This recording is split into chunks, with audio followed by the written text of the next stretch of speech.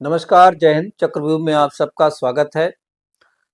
South Asia में भारत की क्या स्ट्रेटजी है और क्या डिप्लोमेसी कर रहा है, इस पर जरा आज बात करूंगा। आप चैनल को सब्सक्राइब कर लें और पूरा चैनल जरूर देखें, क्योंकि साउथ एशिया एक प्रकार से अनकंफर्टेबल जोन बनता जा रहा है भारत के लिए।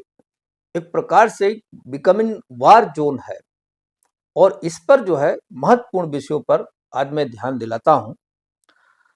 भारत स्वयं को दक्षिण एशिया में एक ऐसे चौराहे के रूप में पाता है जहां से नेपाल, मालदीव, बांग्लादेश, श्रीलंका जैसे पड़ोसी देशों से जो बहुत अच्छे रिश्ते हुआ करते थे, आज बेहद तनावपूर्ण स्थिति बनी हुई है। क्षेत्रीय कूटनीति और पारंपरिक दृष्टिकोण के प्रति साफ साफ यह दिख रहा है कि असंतोष बढ़ रहा है पड़ोसी देशों का।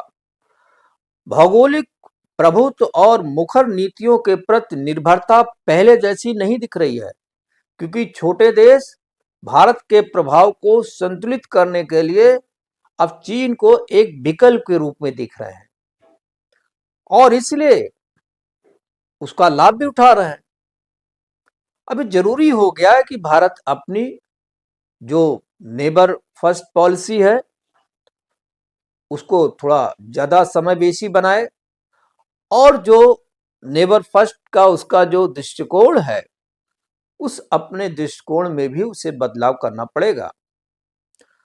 सभी देशों को चाहे कितना भी छोटा कमजोर हो, उसको कमजोर समझने की भूल नहीं करना है, उनको भी सम्मान देना है और जो गैर हस्तक्षेप हो रहा है, बाहरी हस्तक्षेप हो रहा है, उसका विरोध भी करना है।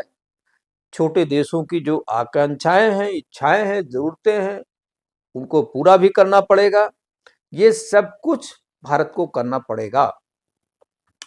भारत के लिए पड़ोसी का महत्व क्या है, ये जो नेबर फर्स्ट है, इसका इंपॉर्टेंस क्या है, सामरिक सुरक्षा की हमारी जरूरतें क्या है, हमारी अनिवार्यताएं क्या है, ये सब भी विषय को समझना बहुत जरूरी है। भारत का जो बॉर्डर है, खासतौर से उसका जो जमीनी बॉर्डर है, स्थल सीमा है, वो 15,000 किलोमीटर से भी ज्यादा है। पाकिस्तान, चीन और म्यांमार, बांग्लादेश, भूटान, ये सब जो देश हैं, ये 15,000 से भी कहीं ज्यादा किलोमीटर इसकी स्थलीय सीमा है और 7,500 किलोमीटर से ज्यादा लंबी हमारी सामुद्रिक सीमा है। पड़ोस में पड़ोसी देशों में लगातार स्थिरता अस्थिरता बनी हुई है, पॉलिटिकल इनस्टेबिलिटी है। इससे हमारी राष्ट्रीय सुरक्षा के खतरे बढ़ जाते हैं। राष्ट्रीय सुरक्षा हमारे लिए बहुत महत्वपूर्ण हो जाता है।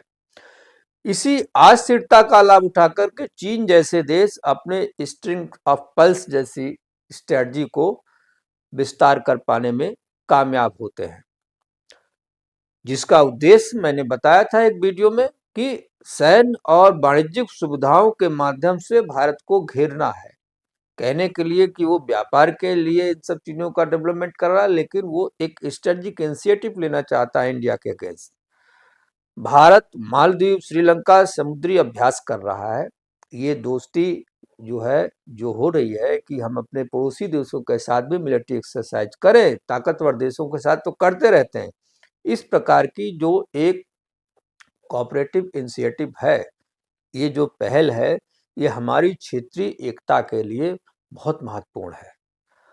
आर्थिक विकास एकीकरण के लिए आर्थिक विकास जो है वो इन क्षेत्रीय एकीकरण के लिए रामबाण साबित हो सकता है। ये भारत को समझना पड़ेगा।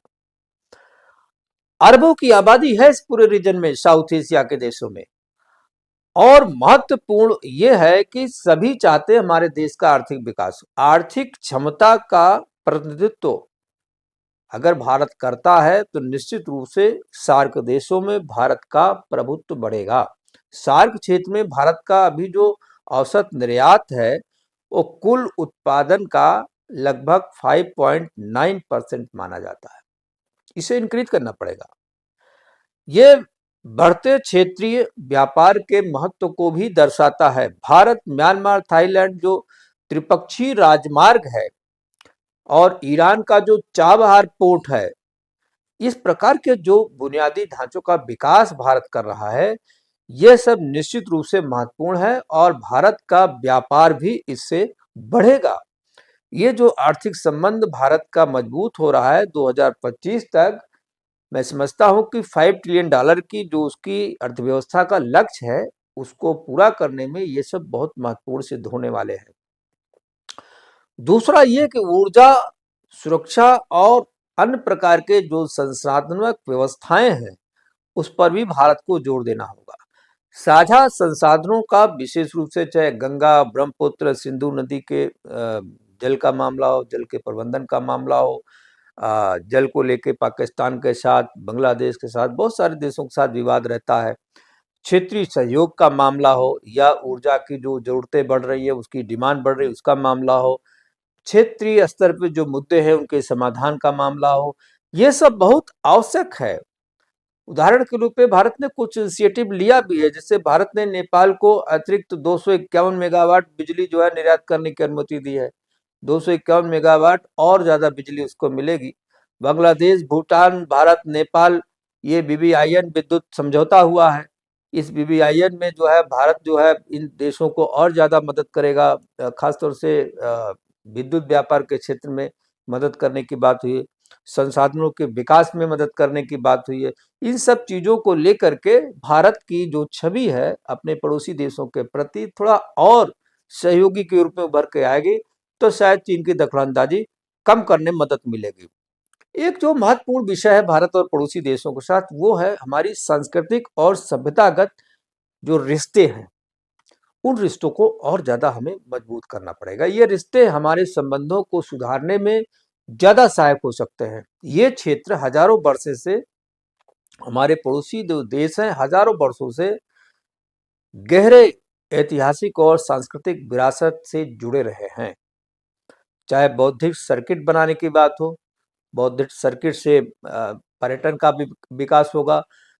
भारत का श्रीलंका के साथ और म्यांमार के साथ और तिब्बत के साथ, चीन के साथ जुड़ाव भी होगा। एक सॉफ्ट पावर इनिशिएटिव इसको देखा जा रहा है। इनसे निश्चित रूप से संबंधों में प्रगाढ़ता आएगी, विकास होगा। दिल्ली में भारत ने सार्क यूनिवर्सिटी बनाया है, उसमें सार्क देशों के तमाम लोग आते हैं, पढ़ते हैं, पढ़ाते हैं, शिक्षक भी हुए, विद्यार्थी भी है। एक इनिशिएटिव भारत ने लिया है कि हम सबके लिए काम करें। उसने सैटेलाइट बनाया है जो सारे लोगों के लिए काम करता है, सारे सार्क देशों के लिए अलग से सैटेलाइट बनाया। ये कोई देश करता नहीं, भारत ने किया अपने पड़ोसी देशों के साथ। ये इसको कल्चरल डिप्लोमेसी भी कहा जा रहा है, सांस्कृतिक कूटनीति है और निश्चित रूप से इससे क्षेत्रीय समझ विकसित होगी और पड़ोसी देशों पर भारत का जो प्रभाव है वो बढ़ेगा और विरोधियों का प्रभाव कम होगा। इससे मुकाबला करने में भारत को मदद मिलेगी। अब देखना यह पड़ेगा कि वैश्विक शक्ति बनने की जो आकांक्षाएं हैं भारत की, उसमें पड़ोसी देशों की क्या भूमिका है। देखिए, पड़ोसी देशों का हित भी उसी में है कि भारत एक क्षमतावान देश बने। इसे उन्हें समझना भी होगा, उन्हें समझाना भी होगा।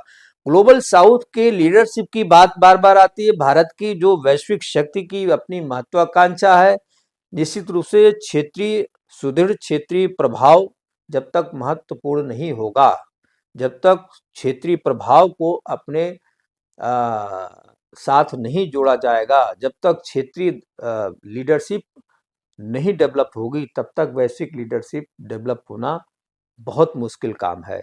बिस्मस्टेक जैसे देश है, शार्क जैसे संगठन है, क्षेत्रीय जो संगठन है, उनका नेतृत्व भारत अच्छी तरीके से करे। क्षेत्रीय प्रभुता बहुत जरूरी है। सबसे पहले सफल क्षेत्रीय प्रभुता और सहयोग से वह राष्ट्रीय सुरक्षा परिषद में भी अपनी सीट पाने में कामयाब हो सकता है और उसकी नेबर पॉलिसी भी मजबूत होगी। क्षेत्रीय मामलों में उसकी जो बेहतर प्रबंधन की अपनी एक क्षमता है, आदत रही है लोगों की मदद करने की, इससे वो एक सक्षम और जिम्मेवार राष्ट्र के रूप में भी उभरता रहा है, उसका एक ट्रैक रिकॉर्ड रहा है।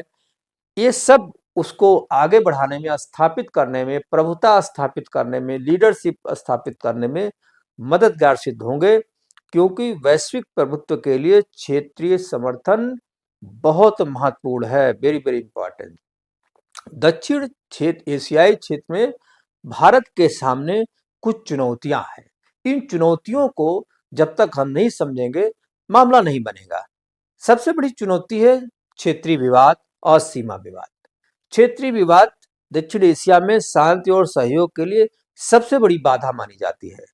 भारत का पाकिस्तान के साथ जो विवाद है, कश्मीर के देखिए इतने लंबे समय तक तनाव का एक कारण बना हुआ है। चीन के साथ इतनी लंबी सीमा है, अनसुलझी सीमा है, इन मुद्दों का आज तक कोई हल नहीं निकला। ये सब जटिलताएं बढ़ाते हैं, विवाद का कारण और सैन्य टकराव का कारण पैदा करते हैं, डिप्लोमेटिक जो बैरियर्स के रूप में दिखाई देते हैं। 2020 में गलवान में जो कुछ हुआ, जो गतिरोध हुआ, इससे क्षेत्रीय विकास प्रभावित होता है। चीन एक दूसरा जो सीमा विवाद के अलावा जो महत्वपूर्ण विषय है वो है चीन का जो आर्थिक प्रभाव है और जो उसका बारोइंग डिप्लोमेसी है, ऋण देने की जो कूटनीति है, ये भी एक बहुत बड़ी बाधा है। बेल्ट एंड रोड इनिशिएटिव जो प्रोजेक्ट है, BRI प्रोजेक्ट है, वो साउथ एशिया में चीन उसके माध्यम से सभी देशों में उपस्थित होने की कोशिश कर रहा है और इस पर काफी पैसा खर्च कर रहा है। लगभग $200 बिलियन के निवेश की बात आई है।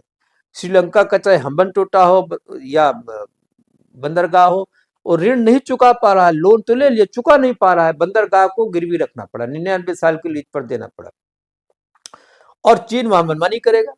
ऋण की जाल में फंसाना उसको बहुत अच्छी तरीके से आता है। पाकिस्तान में सीपेक का सपना दिखा करके उसने पाकिस्तान को जो पैसे खर्च किए हैं, $62 बिलियन पाकिस्तान को दे चुका है। पाकिस्तान कहां चुकाएगा?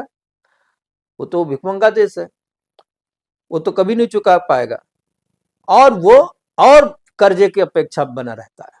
इसी तरह वो 2023-24 में चीन ने नेपाल को $254 बिलियन देने की, ये नेपाली रुपए में $254 बिलियन देने का वादा किया है। नेपाल को भी पूरी तरह अपने कर्ज में फंसा रहा है और अगर ये इतना $1 बिलियन सपने दिखा रहा है, जो नेपाल की जो कुल विदेशी निवेश है उसका 51% से भी ज्यादा है। नेपाल को लगता है कि पूरा नेपाल हमारा जो है इंग्लैंड बन जाएगा, अब फंस रहा है इस चक्कर में। पारंपरिक रूप से भारत का जो सहयोगी देश एक बांग्लादेश है, वहां भी ये बुनियादी संरचना और तमाम परियोजनाओं के नाम पर जो है खर्च कर रहा है पैसा। $26 अरब जो है चीन ने वहां पर खर्च करने के लिए वादा किया है। वहां भी चीन की जो है पैठ बन रही, आर्थिक पैठ बन रही। ये सारी चीजें हैं जो भारत के लिए एक बहुत बड़ी चुनौती, क्योंकि भारत जो है चाहते हुए भी पड़ोसी देशों को इतना बड़ा आर्थिक मदद नहीं कर पा रहा है जितना चीन कर रहा है। इसका लाभ जो है चीन को हो रहा है और लोग उसके पीछे भाग रहे हैं। दूसरी बात करें तो जो घटती हुई राजनीतिक एक पॉलिटिकल कैपिटल की बात होती है, राजनीतिक पूंजी की बात होती है, या पॉलिटिकल अनस्टेबिलिटी की बात होती है, राजनीतिक अस्थिरता की बात होती है, साउथ एशियाई देशों में बहुत देखने को मिल रही है। हाल के दिनों में कई देशों में, चाहे मालदीव हो, चाहे बांग्लादेश हो, चाहे श्रीलंका हो, हर जगह राजनीतिक परिवर्तन हुए हैं।